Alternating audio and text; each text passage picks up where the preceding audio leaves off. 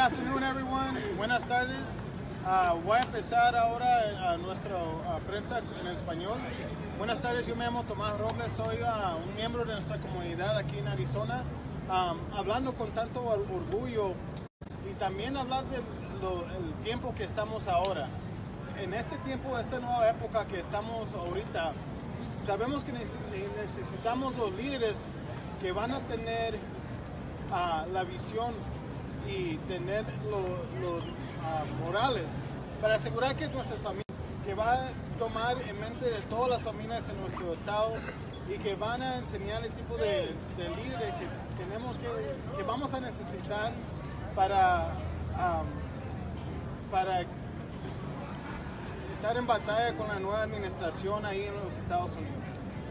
Estamos aquí porque este tiempo necesita un líder de que vamos a presentar ahora y con mucho orgullo estoy aquí para ser el MC y pensar la conferencia de prensa. Incluido en esta conferencia de prensa vamos a tener 3 personas que van a hablar sobre sus experiencias y por qué necesitamos un líder como David en la oficina de gobernador. Good afternoon, everyone. My name is Tomás Robles. I am a community member here in this great state of Arizona, and I'm proud to be the MC for this amazing press conference. In these times right now in 2018, we are entering a whole new era, an era that we need our leaders to be strong, our leaders to have the courage, and our leaders to have the morals and the values that would ensure that every family is included within the office of the governor and within our government structure, period. We need a leader that will take us through these tough times, that will stand up to the administration in D.C., but more importantly, will include every single voter, resident, family member in Arizona and make sure that each of them feels like they are looked after at the office of the governor. So within today's press conference, we're going to have 3 amazing speakers along with the future governor of Arizona to speak, each talking about their experiences as to why David Garcia is the candidate for Arizona and the candidate for our voters. So first and foremost, I would love to present and introduce an amazing community leader. She's a union member, she's a worker. Ahorita quiero presentar un líder increíble de nuestra comunidad, una trabajadora y un miembro del sindicato Unite Here. So without further ado, I'd like to present our first speaker. She is a union member from Unite Here. Everyone, please round of applause for Lucia.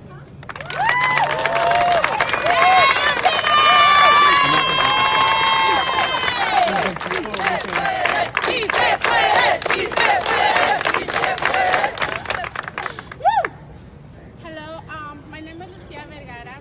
I'm on union leave from my job at the airport. When I'm at the airport, I struggle to make enough to pay all my bills. My daughter's education, I pay my daughter's education. I also have my paid on my mortgage. I'm ahead of my house. And when I'm back to the airport, I don't get paid enough, which means I struggle a lot, right, to provide to my daughter, to my family.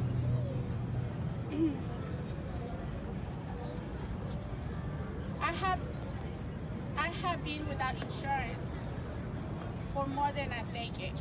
Just barely on 2017, it was my first year that I bought health insurance working at the airport. No parents have to choose between education and pay bills, between health insurance and rent. But at the same time, I hear how Phoenix is growing. The economy is getting better. Well, but for me it's not.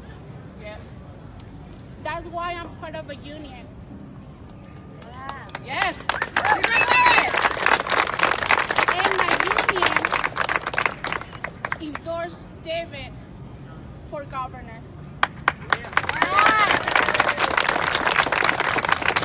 And I want someone who understands what people like me face every day. And I want someone who is going to fight with us here in Arizona. And I'm not gonna stop until I keep fighting for make Arizona better. With David.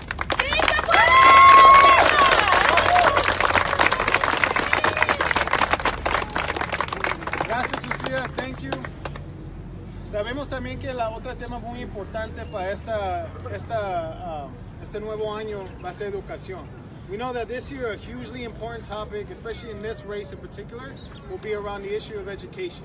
So here to talk about why David Garcia is our candidate, why he's the education candidate, please round of applause for elementary school teacher James Arndt. James?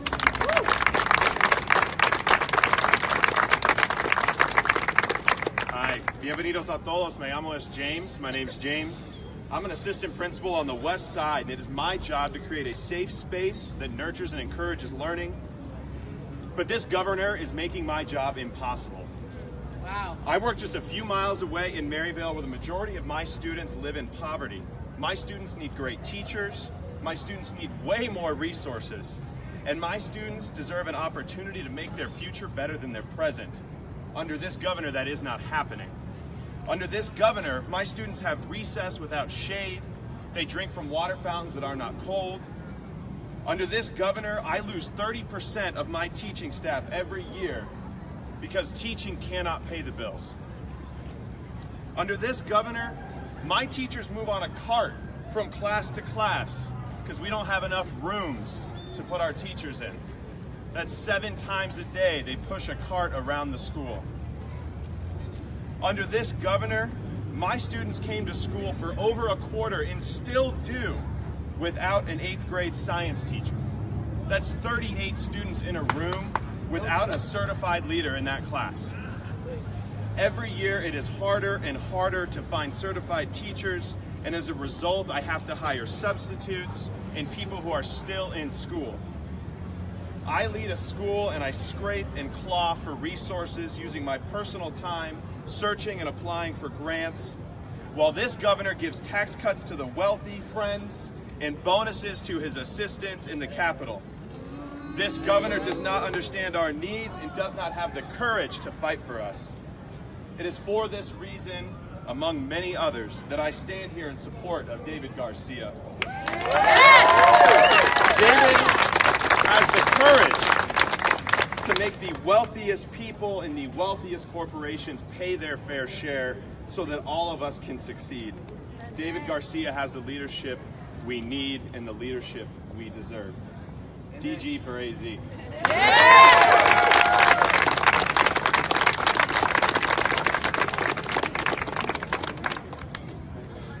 David Garcia fue apoyado por varias organizaciones de sindicatos a organizaciones comunitarias como Lucha Arizona, y nosotros estamos llenos de orgullo que aquí estamos para presentar a David. Here, multiple organizations have been proud to endorse David Garcia. Organizations like Unite Here, UFCW, Lucha in Arizona are just some of the organizations that have already put their support behind this amazing candidate. And to introduce David, we have an amazing organizer from Unite Here to have that honor. So please, round of applause for Rachel Sulkis, everyone. Yes!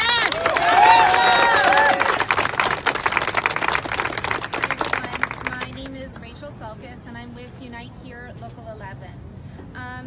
And I just want to say, we have known David for a few years. We met him a few years ago.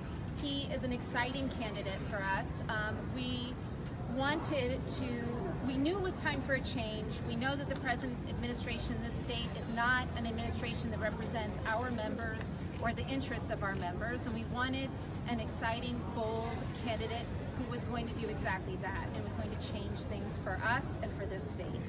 And for us, it's also important that we back somebody who understands the struggle of working people, who understands the struggle of people of color, of people from all over, and someone who thinks education is important as we do.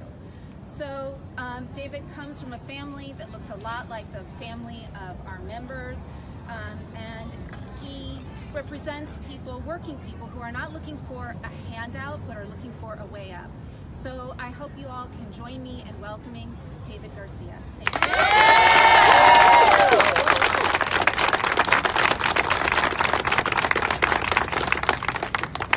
Rachel Lucia James, thank you very much for that. And thank you everybody for coming out. Give yourself a round of applause. I'm excited to be here again because a few short months ago, I was standing just right over there when I launched my campaign for governor. And at that same time, I was surrounded, just like I am today, by friends and supporters, and what I'm most proud to say, working people who told me then what I'm still hearing right now, and that is, we need a change. And I promised on that day that I would be that change, that I would provide the leadership to deliver our agenda, the people's agenda, and to put our message into the hands and into the halls of power, and to put an end once and for all to the failed policies of our current governor. And so earlier today, like all of you, I listened in. I listened in as as Doug Ducey gave his State of the State address. And I thought what I would finally hear was real solutions to the very real problems that are facing our communities and our families. I thought that I would hear solutions to end the relentless assault on Arizona's working families. And I'm very disappointed to say, folks, that did not happen.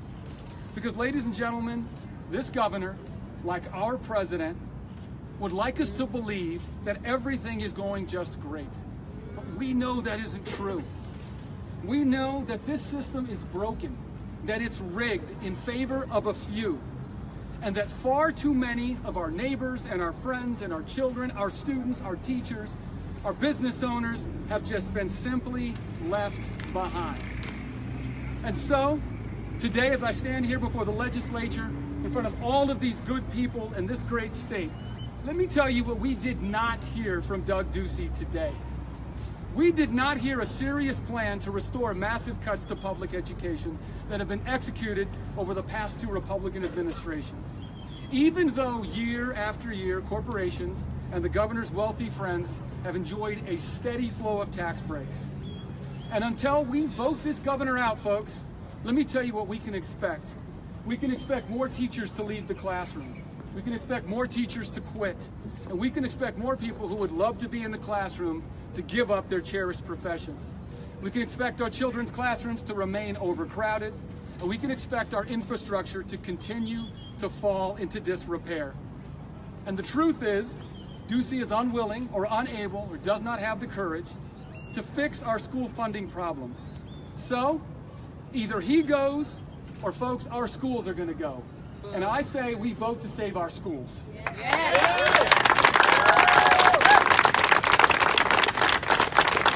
I'll tell you what else we didn't hear today. We didn't hear a plan to restore funding to our community colleges that have been zeroed out by our governor. Our community colleges that are the pathway to higher education for many, many students.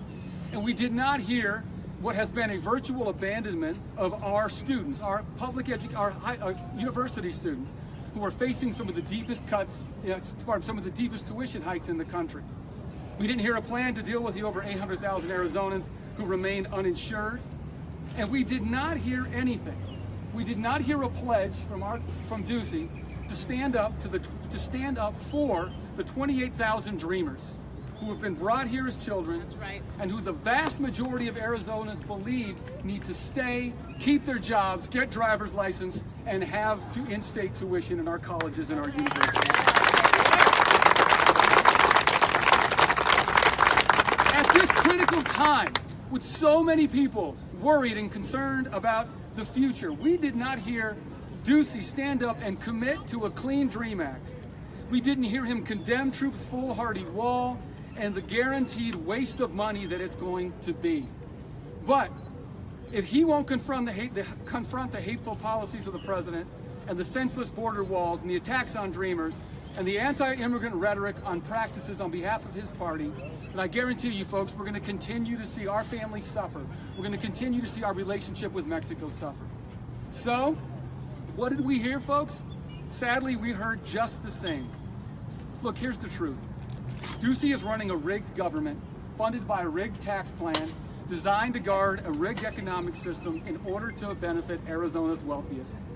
In other words, the system is rigged for people just like Doug Ducey and our president and others who have fully embraced this agenda.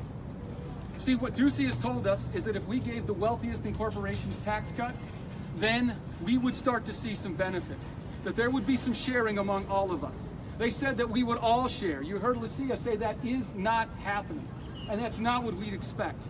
Yes, we're seeing growth. You're going to hear him say that Maricopa County is the fastest growing county in the country. But folks, then why can we only offer peanut raises for our teachers? Why is it that even though the last scheme, and we don't see anything different, only bought teachers a cup of coffee, and yet our committed teachers continue to have money come out of their pockets for classroom supplies? You're going to hear that the economy is doing well, but we're walking into this legislative session with a $100 million shortfall. So the truth is, when Ducey says he's trying to make our state great again, what he means is he's looking out for his own. He's making it great for him and his buddies. He's been supported and surrounded by the wealthiest, and not surprisingly, he is satisfying their needs. But what about everybody else? What about everybody that works for a living? What about our teachers? What about my dad who woke up every day and threw his ladder on his truck? What about Lucia, who proudly goes to work to keep our airport going and strong? So what about them?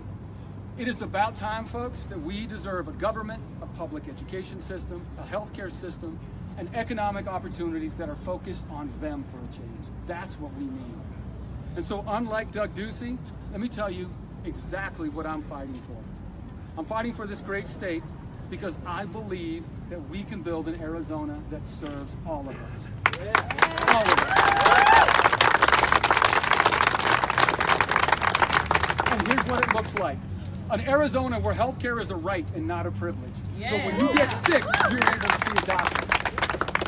An Arizona where if you have a sick child, you do not have to go to online crowdfunding to pay for their chemo.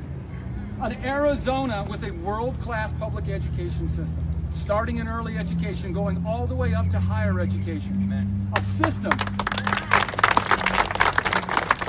that empowers our teachers to be innovative, inspires our students to dream. A system that goes beyond uninspiring standardized tests and tired reform gimmicks. A system that's going to reward our schools and our teachers for getting students ready for life after high school and getting them out there to solve real-world problems. I'm talking about an Arizona with a dynamic economy where we invest and we protect our workers, where innovation is incubated, and where we have innovation and prosper for everybody. I'm talking about an Arizona where we look to rural Arizona. We look to rural Arizona to support their human capital instead of just stripping their natural resources, where they have access to broadband internet and infrastructure investments so that we can bring life to the forgotten corners, all the forgotten corners of our beautiful state. And instead of blocking new energy providers, let's dream of an Arizona that has a world-class superpower in solar energy, where we create thousands of good-paying jobs while protecting our air and making sure we have clean water, folks. That's the Arizona we need. We also need an Arizona where we want and deserve and tell everybody that we are an inclusive state that embraces every single one of its communities. Latino, white, black, Asian, Native American, immigrant, disabled, LGBTQ, all of whom deserve to be treated with dignity and respect. That's the Arizona we're fighting for. So I'm here on the first day of the legislative session, 10 months before Election Day, to say that I'm running for governor because I believe in these times of deep uncertainty, at the hands of, let's just be honest here, unstable, untrustworthy leadership at the top, I know that we have to be willing to step forward and fight on. The reason I'm doing this isn't particularly complicated, folks. I'm doing this because years from now, I want to look at my two daughters and my wife and say, I did my part. I stood up for you. I stood up against Trump and Ducey. I stood up against a rigged economy. I stood up for Arizona. Because what I did not hear Ducey say today, and that I'm going to say to you now, is that this is a state primed to make history. It's a time for a governor willing to fight for all of us, not just a select few. I'm running for governor, folks, because I know that our time has come. And I am ready. Thank you.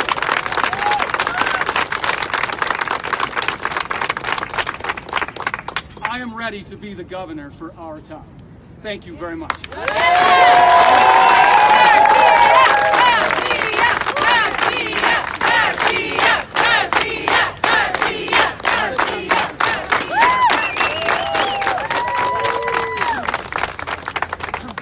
David, we're available to take questions at the podium. If not, we can do interviews on the side after the press conference is over. Any questions for David at the podium? One-on-one. All right, thank you so much.